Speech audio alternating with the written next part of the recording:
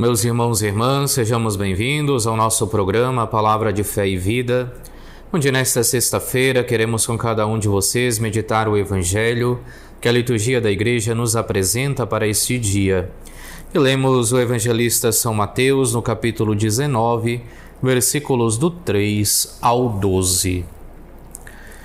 Alguns fariseus aproximaram-se de Jesus e, para pô-lo à prova, perguntaram: é permitido ao homem repudiar sua mulher por qualquer motivo? Ele respondeu: nunca lestes que o Criador desde o princípio os fez homem e mulher, e disse: por isso o homem deixará pai e mãe e se unirá à sua mulher, e os dois se tornarão uma só carne, de modo que eles já não são dois, mas uma só carne. Portanto, o que Deus uniu, o homem não separe. Perguntaram: como então Moisés mandou dar documento de divórcio e repudiar a mulher? Jesus respondeu: Moisés permitiu repudiar a mulher por causa da dureza do vosso coração, mas não foi assim desde o princípio.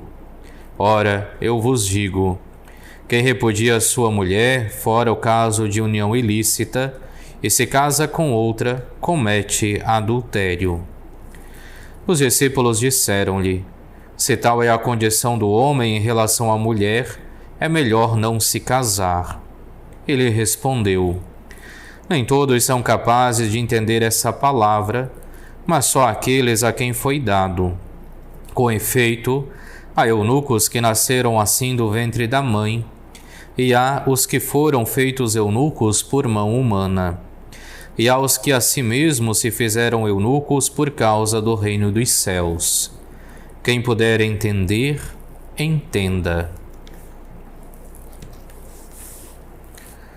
Nós iniciamos nesta sexta-feira a leitura do capítulo 19 de São Mateus, que nos traz duas realidades bastante marcantes.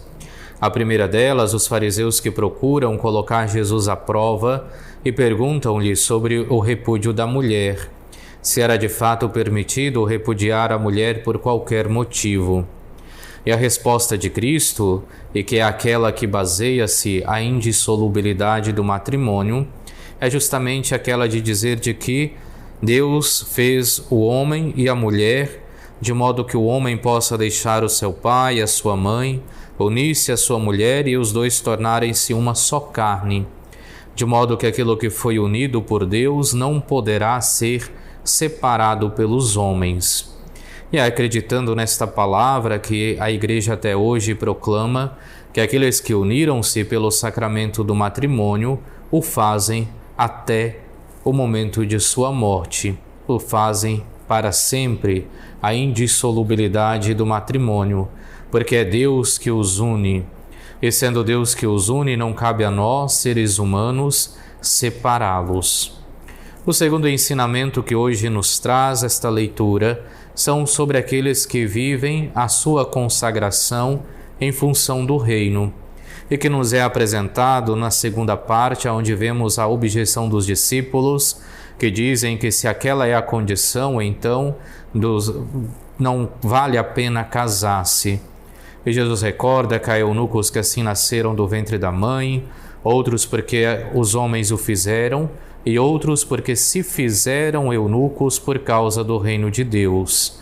E assim nós vemos que já em Cristo, a vida consagrada, a vida daqueles que optaram por não viver a vocação ao matrimônio para dedicar-se totalmente ao reino de Deus, é já pré-anunciada por Cristo, quando diz que há aqueles que se fizeram eunucos para que pudessem então viver completamente devotados ao anúncio do reino dos céus.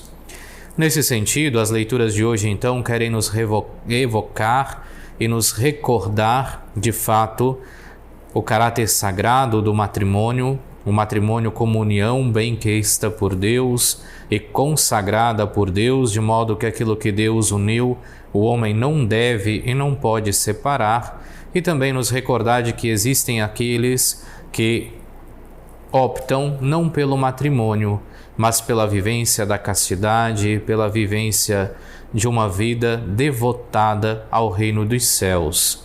Que possamos nessa Semana da Família, então, elevar uma prece por todas as famílias, por todos aqueles que vivem fielmente a vocação ao matrimônio, mas também, nesse mês que recordamos todas as vocações, rezarmos por todos os consagrados e consagradas que se fazem eunucos por conta do reino dos céus. Esta é a palavra de fé e vida que queremos levar até você neste dia de hoje.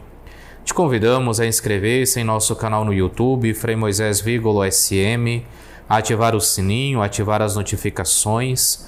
Na segunda-feira nós nos encontraremos mais uma vez para mais um programa Palavra de Fé e Vida e amanhã sábado para o nosso comentário à liturgia dominical. E assim nós pedimos a Deus Todo-Poderoso que venha te abençoar a todos os teus, a tua família, a tua jornada de trabalho, em nome do Pai, do Filho e do Espírito Santo. Amém.